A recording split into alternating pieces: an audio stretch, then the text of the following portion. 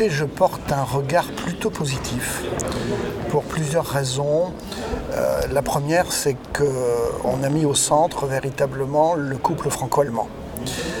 Sur les deux postes essentiels, je dirais, qui vont diriger l'Union européenne, à savoir une allemande et une française, à deux postes clés, notamment la Banque centrale européenne, compte tenu, je dirais, de l'expertise de Mme Lagarde et compte tenu également du souci que nous avions de la perception allemande en la matière, en ce qui concerne plus précisément l'union bancaire et je dirais également l'union des marchés de capitaux. Donc c'est essentiel.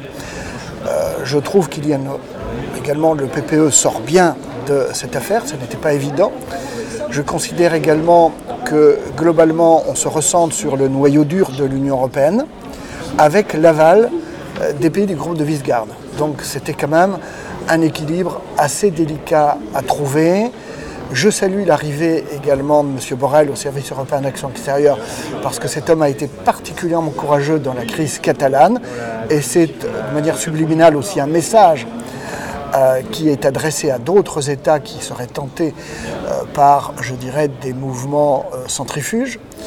Je regrette l'absence de Michel Barnier, compte tenu et de son expertise, au travers des différents postes qu'il a occupés jusqu'à maintenant, et du rôle central et majeur qu'il joue en ce qui concerne le Brexit, où il faudra penser assez rapidement maintenant au jour d'après.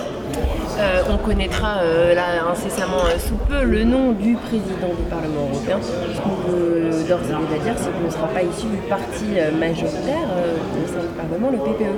C'est assez compliqué à comprendre pour les Français, pour les citoyens, on va dire.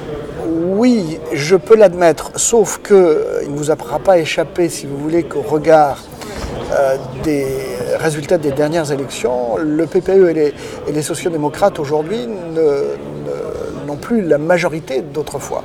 Et qu'il faut penser maintenant plutôt coalition, et une grande coalition avec le PPE qui est arrivé en tête largement avec 183 élus de mémoire, après les sociodémocrates, après aussi les libéraux, mais également il faudra compter avec les Verts.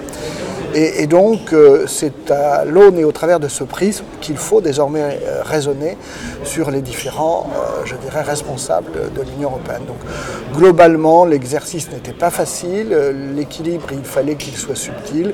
Je pense qu'il a été atteint.